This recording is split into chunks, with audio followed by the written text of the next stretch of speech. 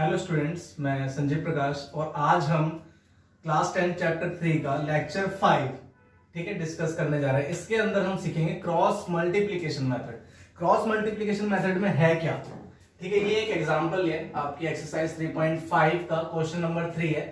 इससे आप समझेंगे, ठीक है, कैसे है। देखिए, सबसे पहले क्रॉस मल्टीप्लिकेशन मेथड के लिए मुझे क्या करना है, इक्वेशन को स्टैंडर्ड फॉर्म में चेंज करना है। स्टैंडर्ड फॉर्म क्या थी, पेयर ऑफ लीनियर इक्वेशन की स्टैंडर्ड फॉर्म थी sir a1x plus b1y plus c1 equal to 0, ठीक है, comma a2x plus b2y plus c2 equal to 0।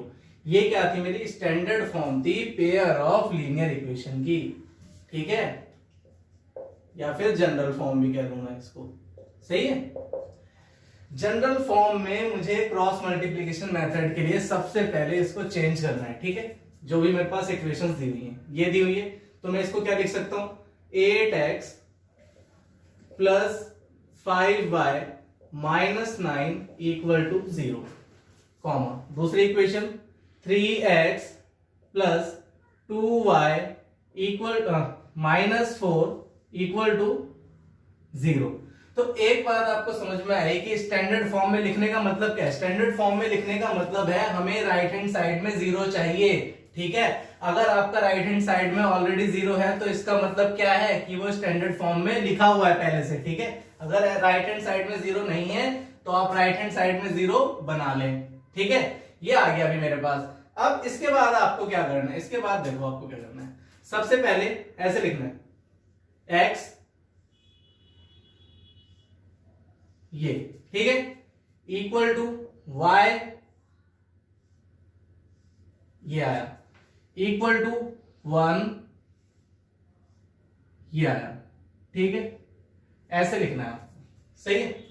अब क्या करना है आपको, x के लिए, इस x के लिए बात करूं मैं, तो आपको क्या करना है, x वाले कोफिशिएंट को छोड़कर बाकी कोफिशिएंट्स मैं यहां लिखूंगा, या बाकी जो न्यूमेरिकल वैल्यू है वो यहां लिखूंगा। इसको आप थोड़ा सा देखो इजी करने के लिए क्या कर सकते हो, इस वाली इक्वेशन को ना यहां इसके नीचे लिख लो, 3x plus 2y minus 4 equal to 0, ठीक है। आप थोड़ा सा अच्छे से समझ पाओगे। अगर मैं x की बात कर रहा हूं तो x के लिए x वाले छुपा देना, ठीक है। जो भी न्यूमेरिकल वैल्यू आपको दिख रही है, या फिर मैं कहूं कि आपको y के कोएफिशिएंट नजर आ रहे हैं, क्या नजर आ रहा है, 5 2, कांस्टेंट वैल्यू -9 -4, ऐसे करके नोट कर देंगे, ठीक है। अब दूसरी बात यहां पर क्या ध्यान रखना है, जो x के अंदर यहां लास्ट में लिख रहे हो वही यहां पर y के पहले लिखना पड़ेगा, ठीक है। x के लास्ट में लिख रहे हो, y के पहले लिखना पड़ेगा, तो ऐसे ही पहले नोट कर दो इसको, ठीक है। अब उसके बाद क्या करना है आपको, y की बात करूं तो y के लिए हम y वाले छुपा देंगे, छुपा दिए जी। ये मैं नोट कर चुका हूं, क्या बचे 8 और 3, यहां पर 8 और 3 नोट कर दिया मैंने।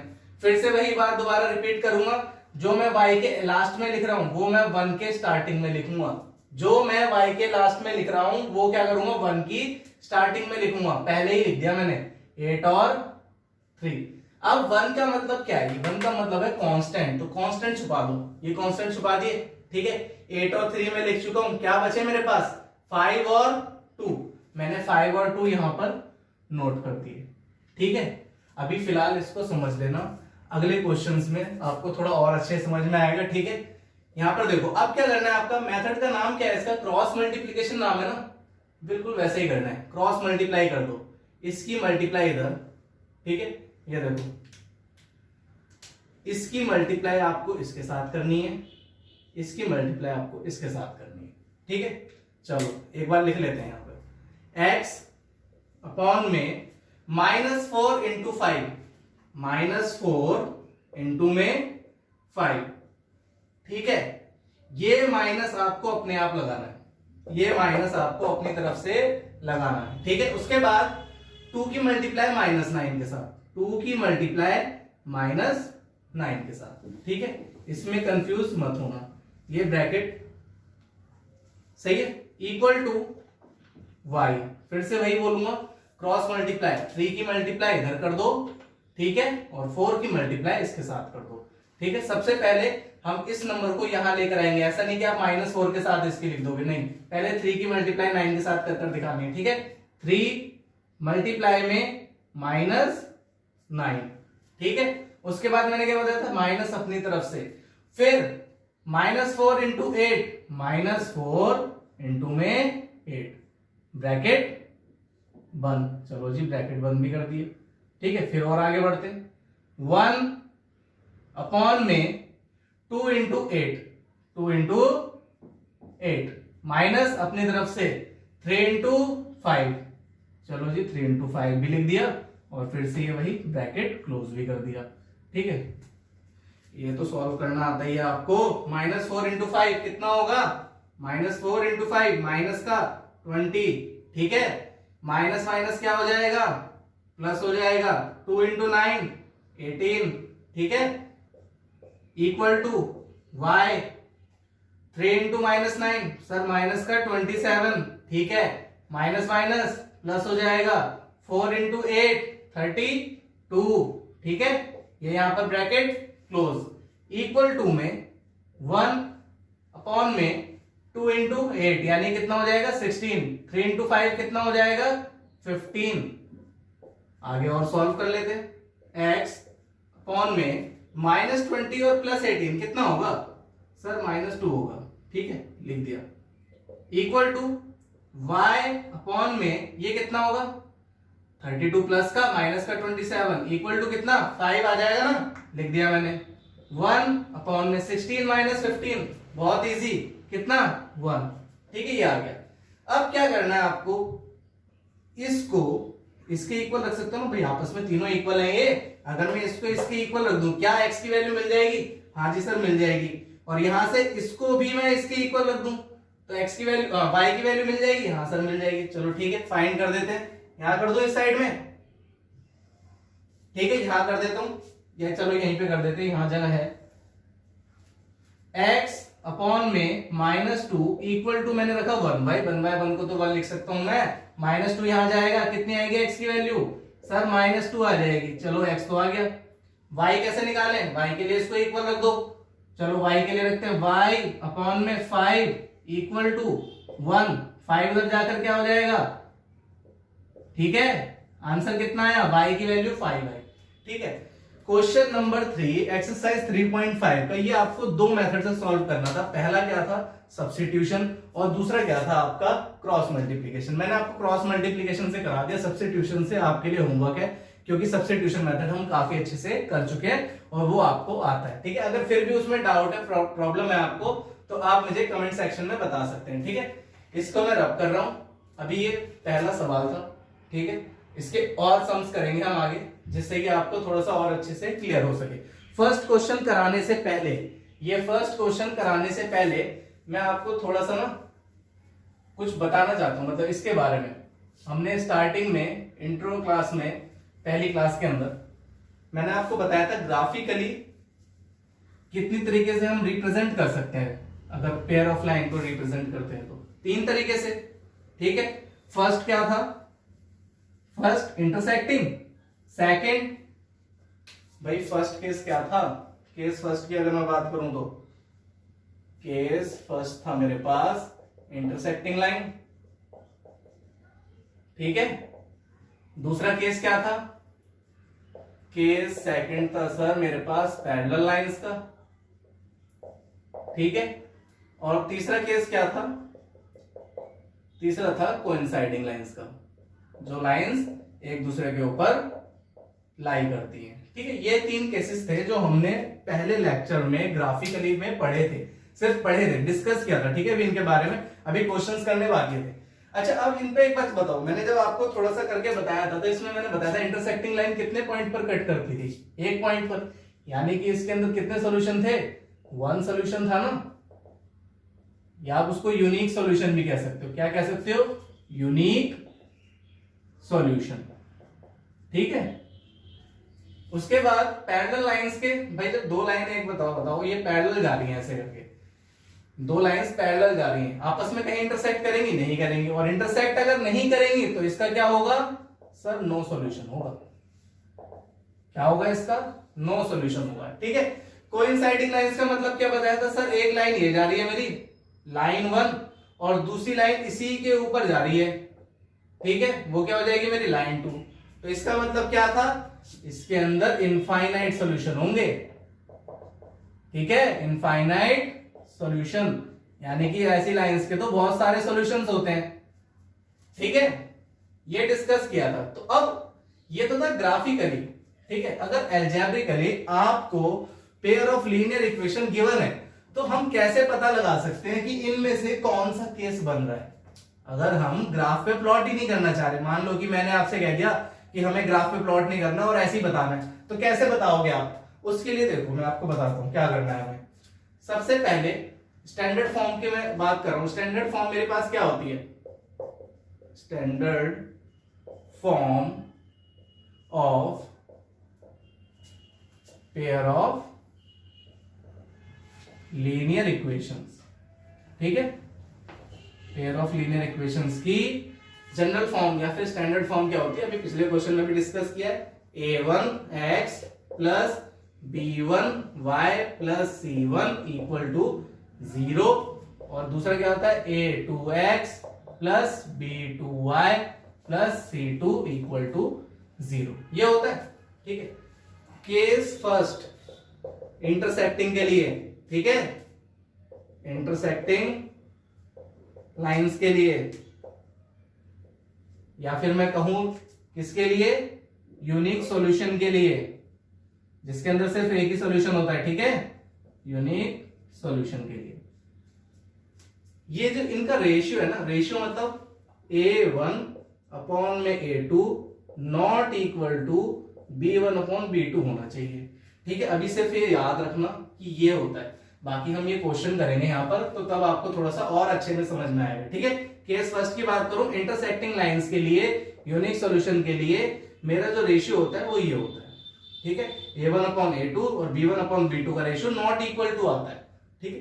केस सेकंड की बात कर रहा हूं मैं, केस सेकंड यानी कि पैरेलल लाइंस की, पैरेलल लाइंस की अगर मैं बात करूं जिसके अंदर नो सॉल्यूशन होता है, जिसके अंदर नो सॉल्यूशन होता है, तो उसके अंदर क्या होता है, a1 upon a2 equal to b1 upon b2 तो होता है, लेकिन c1 और c2 का रेशियो इक्वल नहीं होता, यानी कि इन दोनों का रेशियो इक्वल है और इन दोनों का रेशियो इक्वल होने के बाद c1 c2 का रेशियो इक्वल नहीं आता, ठीक है। ये किसके लिए बताया मैंने, नो सॉल्यूशन के लिए, पैरेलल लाइंस के लिए, ठीक है, इसके लिए बताया।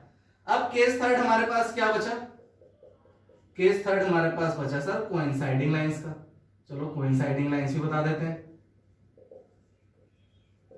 कोइंसाइडिंग लाइंस के अंदर, ठीक है, जिसके अंदर इनफाइनाइट सॉल्यूशन होते हैं, इनफाइनाइट सॉल्यूशंस होते हैं, उसके अंदर क्या होगा मेरा a1 upon a2 equal to b1 upon b2 c1 upon c2, इसमें तीनों का रेशियो इक्वल होता है, ठीक है। अभी सिर्फ आप ये बातें याद रखना, इसको नोट कर लो जल्दी से फटाफट, ठीक है। फर्स्ट क्वेश्चन की तरफ बढ़ते हैं, जैसे ही आप इसको नोट कर लोगे क्वेश्चन नंबर फर्स्ट पढ़ लेना, ठीक है। चलो क्वेश्चन नंबर फर्स्ट मैं पढ़ रहा हूं, आपने वीडियो पॉज करके यहाँ पर ये नोट कर लेना है और उसके बाद क्वेश्चन नंबर 1 की तैयारी करनी है, ठीक है। क्वेश्चन नंबर 1 की बात करूं मैं, क्वेश्चन नंबर 1 में जरा पढ़ना क्या कह रहा है पहले तो, which of the following pairs of linear equations has unique solution, कह रहे कि इन पेयर में से कौन सा यूनिक सॉल्यूशन है, किसका नो सॉल्यूशन है और किसका इनफाइनाइट मैनी सॉल्यूशन है, ये बताना है पहली बात। दूसरी बात क्या कह रहा है, in case there is a unique solution, in case there is a unique solution, अगर उसका यूनिक सॉल्यूशन है तो find it by using cross multiplication method. अगर यूनिक सॉल्यूशन मेरा किसी तरीके से आ जाता है तो उसके बाद मुझे क्रॉस मल्टीप्लीकेशन मेथड लगाना है, पहले ही सॉल्व मत करने लग जाना, पहले चेक करना है, ठीक है। अब देखो चेक कैसे करूंगा मैं, फर्स्ट इक्वेशन की बात कर रहा हूं मैं, पार्ट नंबर फर्स्ट की, फर्स्ट पार्ट क्या दे रखा है मुझे, x minus 3y minus 3 equal to 0, ठीक है। दूसरा क्या दे रखा है, 3x minus 9y minus 2 equal to 0, सही है। यार एक बात बताओ, यहां पर क्या आपको मैं अभी ऐसे बताऊं क्या कि सर a1 तो मेरा 1 है, b1 मेरा -3 है और c1 मेरा -3 है, ये सब भी बताऊं क्या? क्लास 10th में हो, इतना तो कर ही सकते हो।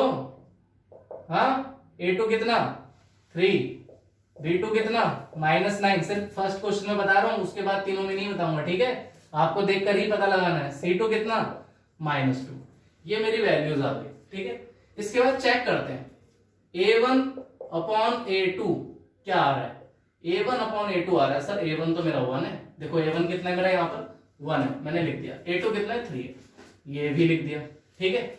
उसके बाद b1 अपॉन b2 की बात करता हूं, b1 कितना -3 है रहा, चलो लिख दिया। उसके बाद b2 कितना, सर ये रहा -9, ये तो सॉल्व हो सकता है, माइनस से माइनस गया और 3 के टेबल में 1/3, भाई 3 के टेबल में 1/3 ये आ गया। C1 C2 की बात कर रहा हूं, C1 C2 equal to C1 कितना, ये रहा मेरे पास -3 अपॉन में C2 कितना -2, तो चलो ये भी लिख देते हैं, ठीक है? माइनस से माइनस कैंसिल हो जाएगा, कितना आ जाएगा ये, सर 3/2 आ जाएगा, ठीक है? आपको एक चीज नजर आ रही होगी, A1 A2 और B1 B2 का रेशियो इक्वल है, इसका इक्वल नहीं है। तो इक्वल आने पे क्या बताया था मैंने कि पहले दो इक्वल और तीसरा इक्वल नहीं है। कौन सा केस होगा, पैरेलल लाइंस का केस होगा, ठीक है? तो पहले लिखकर दिखाएंगे हम, we get A1 upon A2 equal to B1 upon B2 और C1 अपॉन C2 इक्वल नहीं है। अगर ये इक्वल नहीं है तो इसका मतलब क्या हो गया, इसका मतलब हो गया कि ये लाइंस हमारी क्या होंगी, pair of linear equation are is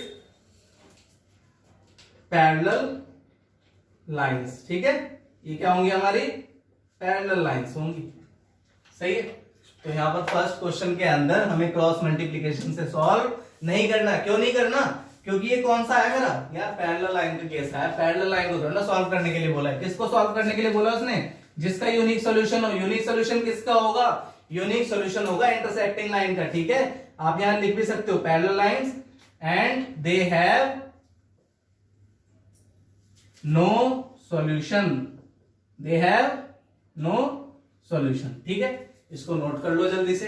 part number second बता रहा हूं, और पार्ट नंबर सेकंड में A1 A2 A3, ठीक है? ये कुछ नहीं बताऊंगा मैं, ये आपको अपने आप ही पता लगाना है। 10th क्लास में आप इतना कर ही सकते हो, ठीक है?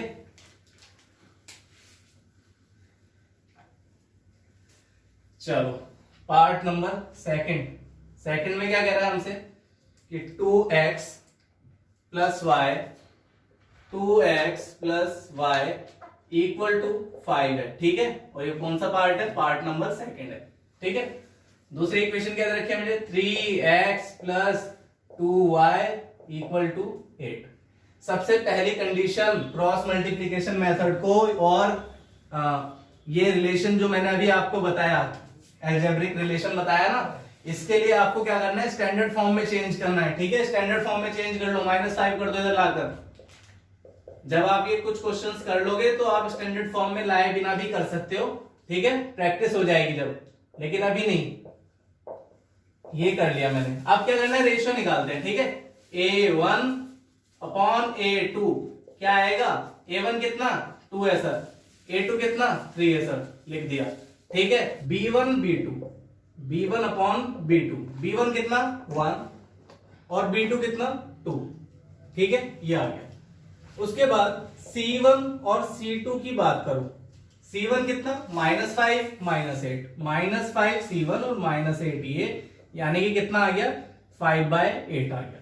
आपको देखो यहां से पता चल रहा होगा A1 A2 B1 B2 equal नहीं है। A1 A2 कितना 2/3, B1 B2 कितना 1/2, तो ये क्या दोनों इक्वल है, सर ये तो इक्वल नहीं है। तो ठीक है, अगर ये हमारे इक्वल नहीं है, यानी कि A1 upon A2 not equal to B1 upon B2 आता है, तो ऐसे केस में क्या रिलेशन होता है हमारा, हम जानते हैं कि ऐसी लाइंस क्या कहलाती हैं, लाइंस आर इंटरसेक्टिंग, ठीक है? अगर इंटरसेक्टिंग होंगी तो इसका मतलब क्या होगा, they have unique solution, they have unique solution. ठीक है, आप जानते हो यूनिक सॉल्यूशन का मतलब क्या हो गया, यूनिक सॉल्यूशन का मतलब तो ये हो गया कि हमें इस पार्ट को अब सॉल्व करना पड़ेगा। देखो कह रहा था ना कि जिसका यूनिक सॉल्यूशन है उसको क्या करना है, find it by using cross multiplication method. ठीक है, क्रॉस मल्टीप्लिकेशन मेथड से सॉल्व करो। तो ये तो चेक करना था, चेक करने वाली बात खत्म, इसको मैं मिटा देता हूं। ठीक है, क्रॉस मल्टीप्लिकेशन की बात करते हैं, या इसी के नीचे कराता हूं, बाद में मिटा दूंगा। ठीक है, यहीं से स्टार्ट करते हैं। x अपॉन में ये मैंने बना लिया, ठीक है, इक्वल टू y अपॉन में, और ये 1 अपॉन में। ठीक है, ऐसे करके बना लिया। अब क्या करना होता है, मैंने बताया था आपको x के लिए क्या करना है, x के लिए आपको x वाले, ठीक है। अब एक काम करते हैं, x के लिए मैंने क्या बताया था आपको कि x के लिए हमें a1 a2 को छुपाना है। ठीक है, यानी कि इसको और इसको छुपा दो। ठीक है, तो क्या बचेगा मेरा, 1 बचेगा और -5 बचेगा। या इसको थोड़ा सा ऐसे करके लिख लेते हैं हम। देखो यहाँ पर इक्वेशंस को, इनको क्या करते हैं ना, ऊपर नीचे लिख लो, तो आपको क्या रहता है कि जो उतारने में टाइम नहीं लगेगा। तो 2x plus y minus 5 equal to 0, 3x plus 2y minus 8 equal to 0। ठीक है, अब देखो कितने फटाफट करेंगे। x के लिए x वाले छुपा दिए, इसका ऑप्शन 1 2, तो 1 2। ठीक है, -5 -8, -5 -8, मैंने बताया था जो यहाँ लास्ट में वो यहाँ पहले, तो -5 -8। अब y के लिए y वाले छुपा दो ना, -5 -8 आप लिख चुके, क्या बचा, 2 और 3 बचा, ये लिख दिया। देखो 2 और 3, फिर से भाई 2 और 3 यहां पहुंचा दो, मैंने लिख दिया 2 और 3। अब क्या करना है, कांस्टेंट वैल्यू छुपा दो, 1 यानी कि कांस्टेंट छुपा दो। 2 3 लिख चुका हूं, क्या बचा सर, 1 और 2 बचा, तो 1 और 2। एक बात और ध्यान रखना, यहां पर बच्चे क्या कर देते हैं, अपॉन में ऐसे नहीं लिख देते हैं, 1/2 -5/8, तो ऐसे मत लिखना भाई। ठीक है, ये अपॉन नहीं है। अब क्या करना है, हमें सॉल्व करना है। x अपॉन में इसकी मल्टीप्लाई इधर करूंगा, कितना आएगा, -8 आएगा। मैंने आपको बताया था एक माइनस अपनी तरफ से लगाना है। 2 की मल्टीप्लाई -5 के साथ करूंगा, कितना आएगा, -10। ठीक है, लिख दिया, इक्वल टू कितना, y। ठीक है, इसको भी आप ब्रैकेट में रखना क्योंकि अभी वैल्यू हमारी सॉल्व करनी है। ये कितना आएगा, इस पर मल्टीप्लाई करूंगा तो -15। ठीक है, एक माइनस अपनी तरफ से बीच में, -8 की मल्टीप्लाई इसके साथ कितना होगा, -16। ठीक है, ये यहां पर ब्रैकेट बंद कर दिया। उसके बाद 1 अपॉन में 2 की मल्टीप्लाई 2 के साथ कितना हो जाएगा सर, 4, माइनस अपनी तरफ से ये कितना 3 आ गया, इसको ब्रैकेट कर दिया। अब क्या करना है, इनको सॉल्व करना है। ठीक है, अब मिटा देता हूं ये ऊपर का। अब यहां पर मैं क्या करता हूं, इनको मिटा देता हूं, इसकी जरूरत मुझे नहीं है। चलो इसे सॉल्व कर लेते हैं। ठीक है, अब क्या करना है, x अपॉन में कितना है ये, -8 plus 10, -8 plus 10 equal to y upon में -15 प्लस 16, माइनस का 15 प्लस 16।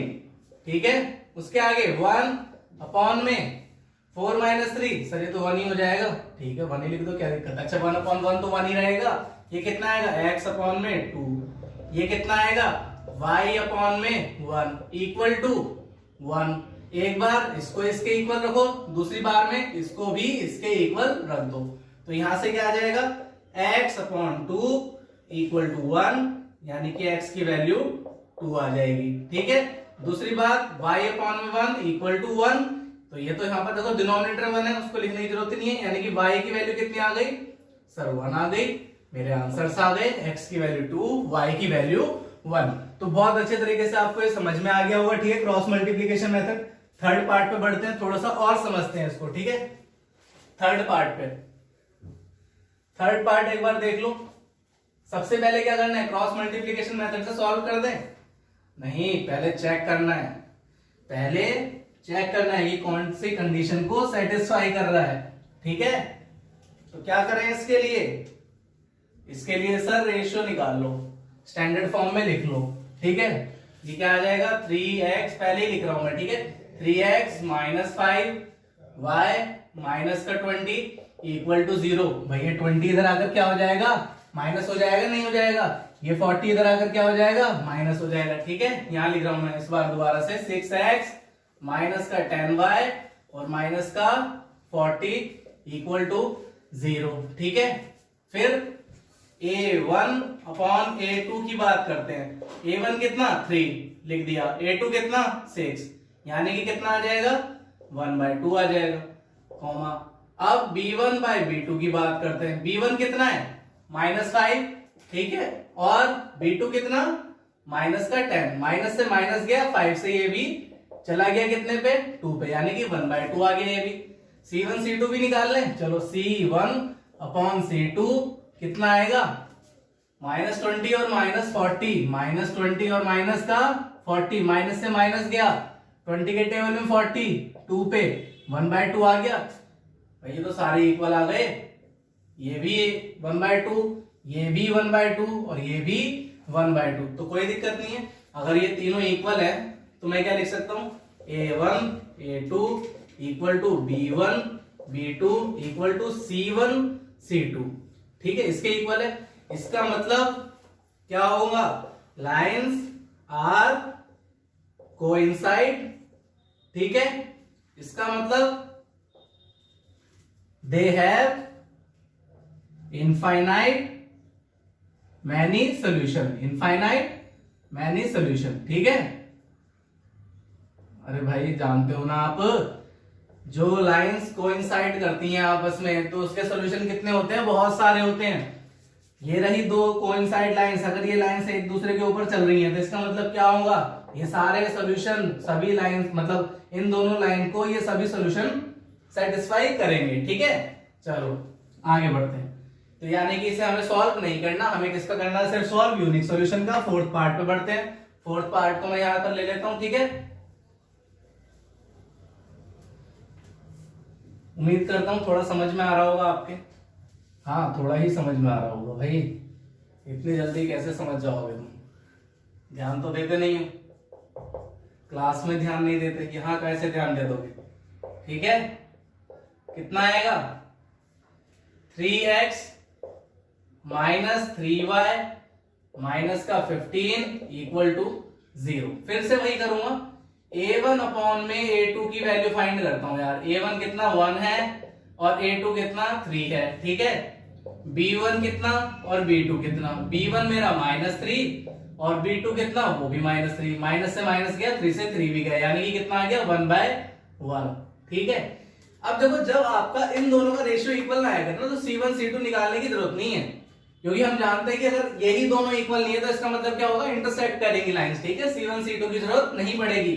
तो यहां से मैं लिख सकता हूं कि a1 we get a1 upon a2 equal to b1 upon b2, नहीं नॉट इक्वल टू, ठीक है, यह आ गया। तो इसका मतलब क्या होगा, लाइंस आर इंटरसेक्टिंग, और लाइंस अगर इंटरसेक्ट कर रही हैं तो इसका मतलब क्या होगा, and they have unique solution, ठीक है, या फिर one solution, they have unique solution. ये तो बहुत इजी हो गया, यूनिक सॉल्यूशन हो गया। तो यानी कि अब हमें क्या करना है, क्रॉस मल्टीप्लिकेशन मेथड लगाना है। तो सॉल्व करते हैं, solve by cross multiplication method. और वो क्या कहता है, वो कहता है सर x अपॉन में y अपॉन में और ये 1 अपॉन में, ठीक है। अब इसको सॉल्व करते हैं, फिर से वही करूंगा मैं बात रिपीट, ठीक है। x के लिए x वाले छुपा दिए, क्या बचा -3 -3 -3 -3 -7 -15 -7 माइनस का 15, जो यहां लास्ट में वो यहां पर स्टार्टिंग में -7 -15, ठीक है। y के लिए y वाले छुपा दिए, -7 -15 लिख चुका हूं, 1 और 3 लिखना पड़ेगा, लिख दो 1 और 3, फिर से वही है यहाँ पर लास्ट में 1 और 3। अब कांस्टेंट के लिए कांस्टेंट छुपा दिया। एक बार बताओ, जब कांस्टेंट के लिए कांस्टेंट छुपाऊंगा 1 3 में लिख चुका हूं, तो लिखना क्या पड़ेगा मुझे, -3 और -3, ये लिख दिया। अब सॉल्व करते हैं। सॉल्व करने का तरीका वही है, -15 इंटू -3, भाई माइनस से माइनस तो पहली बार चला जाएगा, ठीक है। 15 इंटू 3 कितना हो जाएगा सर 45 आएगा। एक माइनस अपनी तरफ से, ये वाला जो माइनस है अपनी तरफ से लगाना है, ठीक है। 3 इंटू 7 कितना 21, ये कितना आएगा y अपॉन में 3 की मल्टीप्लाई कर दो माइनस का 21, ठीक है। इसकी मल्टीप्लाई कर दो ये माइनस अपनी तरफ से, और माइनस का ये कितना हो जाएगा -15 ही आएगा ये भी। चलो कोई दिक्कत नहीं है, आगे बढ़ते हैं। 1 अपॉन में -3 इंटू 1 -3 आ रहा है सर, माइनस अपनी तरफ से ये कितना -9 आ रहा है। चलो लिख दिया। अब क्या करें, इसको आगे सॉल्व करते हैं। x अपॉन में 45 minus 21 sir 24, y equal to कितना, एक को बताओ, माइनस का 21 प्लस का 15, भाई ये प्लस हो जाएगा ना, माइनस माइनस प्लस, तो अगर ये प्लस हो गया ये माइनस है तो क्या आएगा माइनस का 6 आएगा, ठीक है। माइनस का 6 ही आएगा ना, अरे कुछ बोल दो, कितना -3, ये कितना प्लस का 9, कितना आएगा 6 बचेगा, लिख दिया मैंने 6, ठीक है। अब क्या करना है, कंपेयर करना है।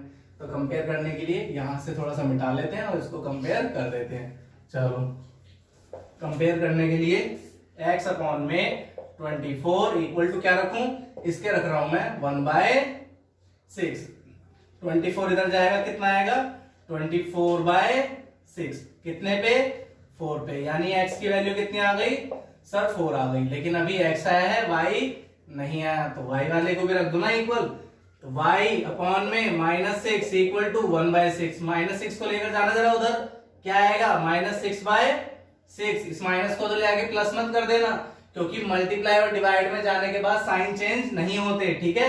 वो प्लस माइनस के साइन चेंज जब होते हैं जब आप उसको ट्रांसपोज करते हो, मतलब आप प्लस माइनस में इधर उधर लेकर जाते हो, ठीक है। -1, ये मेरे आंसर्स आ गए। तो यहाँ पर आपका क्वेश्चन नंबर 1 कंप्लीट हुआ। क्वेश्चन नंबर 2 पे आते हैं। आप वीडियो पॉज करके इसको नोट कर लेना। कोई भी डाउट अगर आता है क्रॉस मल्टीप्लिकेशन मेथड के अंदर, ठीक है, आप मुझे कमेंट सेक्शन में बता सकते हैं। क्वेश्चन नंबर 2 एक बार पढ़ लो जल्दी से फटाफट। क्वेश्चन नंबर 2 क्या कह रहा है, कुछ नहीं कह रहा, अरे पढ़ तो लो। क्वेश्चन नंबर 2 की बात कर रहा हूं और उसके भी फर्स्ट पार्ट की। क्वेश्चन नंबर 2 का फर्स्ट पार्ट क्या कह रहा है, देखो, for which values of a and b does the following pair of linear equations have an infinite number of solution। इसका मतलब क्या है कि ये जो पेयर है ना, ये जो पेयर ऑफ लीनियर इक्वेशन है, इसके क्या है इनफाइनाइट नंबर ऑफ सॉल्यूशन है। क्या है इनफाइनाइट नंबर ऑफ सॉल्यूशन। तो यार इनफाइनाइट नंबर ऑफ सॉल्यूशन के लिए हमारे पास क्या कंडीशन होती है, हमारे पास एल्जेब्रिकली क्या कंडीशन होती है, रेशियो वाली, ठीक है। चलो यहां लिख रहा हूं मैं, for infinite number of solution, ठीक है, A1 A2 B1 B2 और C1 C2, ये इक्वल होता है ना किसके लिए, इनफाइनाइट नंबर ऑफ सॉल्यूशन के लिए। हमारे पास क्या है, वी हैव, हमारे पास इक्वेशंस हैं 2x प्लस 3y, 7 को इधर ले आना, ठीक है, क्योंकि स्टैंडर्ड फॉर्म में करना है हमें पहले। फिर a माइनस बी इंटू में x plus a plus b into में y, और उन सबको भी इधर ले आओ। भाई ये वाली जो वैल्यू है इसको भी ट्रांसपोज कर लो इधर लाकर, सबके साइन चेंज होंगे ना क्योंकि अलग अलग है ये। तो मैंने लिखा माइनस का 3a माइनस का b और प्लस का 2 इक्वल टू 0, ठीक है। चलो a1 अपॉन a2 की वैल्यू रखते हैं इसके अंदर, कंडीशन को सेटिस्फाई करवाते हैं। a1 कितना सर 2 है, ये लिखा मैंने, 2 अपॉन में a2 कितना a minus b equal to b1 कितना 3 अपॉन में b2 a1 a2 b1 b2 c1 c2। अगर किसी को फाइंड करना नहीं आता है, ठीक है, तो थोड़ा सा दिमाग का यूज कर लो, पिछले क्वेश्चंस देख लो, आपको समझ में आ जाएगा। a1 b1 c1 a2 b2 और ये c2 क्यों सर इतना बड़ा, ये C2 इसलिए मैंने बताया था, C क्या होता है, कांस्टेंट वैल्यू होती है जिसके साथ x और y नहीं होता, तो x और y इसके साथ नहीं है, तो यानी कि ये क्या होगा, मेरा C2 होगा। ठीक है, यहां लिख रहा हूं मैं, ये कितना -7 अपॉन में C2 की value -3a minus b plus का 2। ठीक है, अब कंपेयर कर देते हैं, ये तीनों इक्वेशंस आपस में इक्वल है। ठीक है, जो भी आपको इजी लग रही हो, जो भी आपको इजी लग रही हो वो इक्वेशन ले लो। तो मैंने पहले ये इक्वेशन ली और दूसरी ये ले ली। ठीक है, आप चाहे तो इन दोनों को भी ले सकते हो, इन दोनों से भी इजी में हो जाएगा। मैं जानबूझ के ये ले रहा हूं, आपको बताऊंगा क्यों।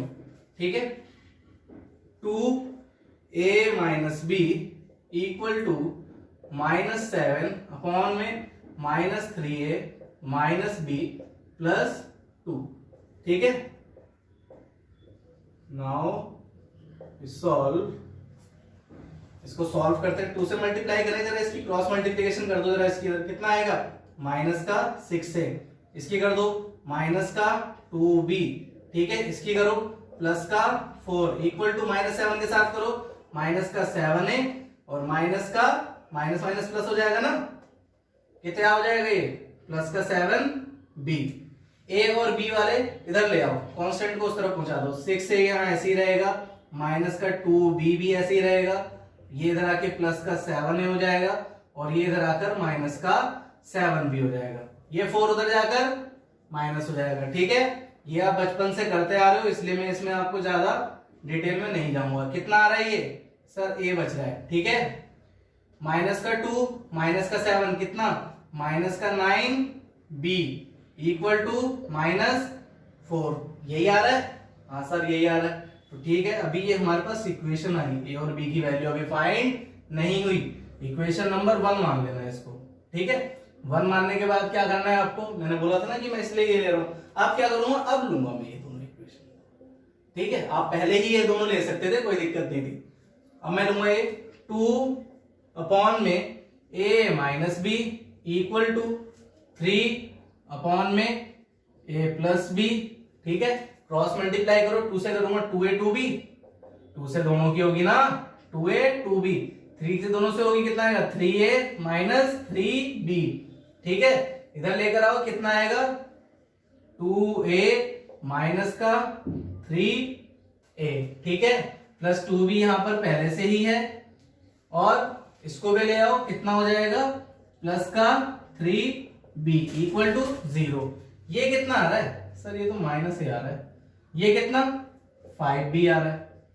ठीक है, एक काम करें ना, तो मैं इसको a को अगर उधर लेकर जाऊंगा तो क्या कुछ ऐसे नहीं हो जाएगा कि 5b इक्वल टू a। अगर मेरी a की वैल्यू कितनी आ रही है, 5b आ रही है, और मैं इसमें पुट कर दूं तो मेरा आंसर आ जाएगा, बिल्कुल आ जाएगा। कोशिश करते हैं। ठीक है, आप क्या करो, इसको सेकंड भी मान सकते हो और लिख सकते हो, पुट इन फर्स्ट। जब आप फर्स्ट में पुट करोगे आपको क्या मिलेगा, यहां से मैं ये हटा रहा हूं। ठीक है, चलो जब मैं इसको फर्स्ट में पुट करूंगा, a को रिप्लेस करना है किसकी जगह, 5b की जगह लिख रहा हूं मैं यहां पे। ठीक है, 5b लिखा मैंने a की जगह, माइनस का 9b as it is equal to -4। ठीक है, ये कितना आ जाएगा, -4 नहीं आ रहा, -4b, ये कितना -4, माइनस से माइनस गया दोनों तरफ, 4 अपॉन में जाएगा, कितना आएगा 4/4, यानी कि b की वैल्यू 1 आ गई। लेकिन अभी तो b आया, a आया नहीं, a के लिए यहां पुट कर दो ना, पुट इन सेकंड।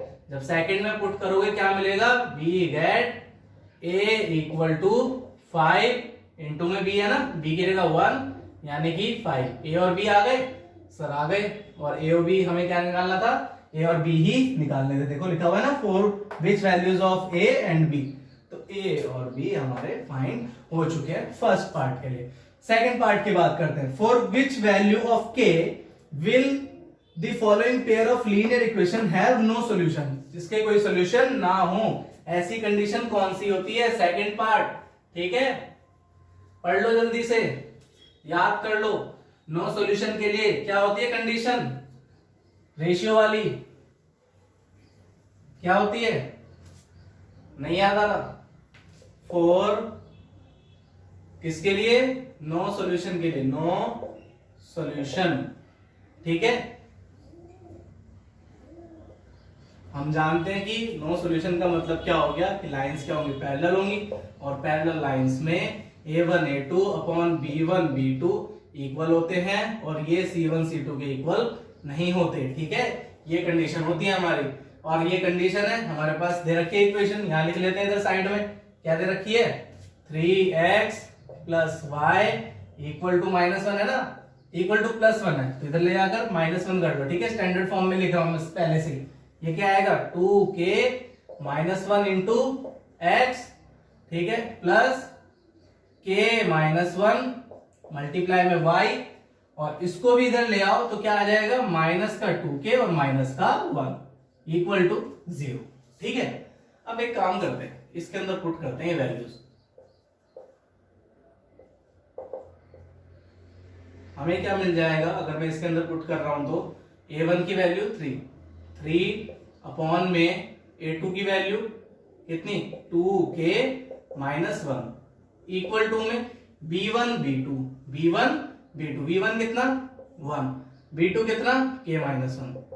इसको भी इक्वल रख दूंगा। अरे भाई इसको इक्वल रख के क्या जरूरत है, इसके जब इक्वल ही नहीं है क्या करोगे, इन दोनों को सॉल्व करते ना, इसकी मल्टीप्लाई इधर करो, क्या आ जाएगा 3k -3 1 के साथ कर दो 2k -1, 2k इधर लेकर जाओ, इसको उधर करो 3k -2k, ये 3 उधर जाकर प्लस हो जाएगा, क्या आएगा k आ रहा है, और इसको सॉल्व करने के बाद 2 आ रहा है, तो ये मेरा क्या आ गया आंसर आ गया। अरे सर ये तो बहुत इजी था।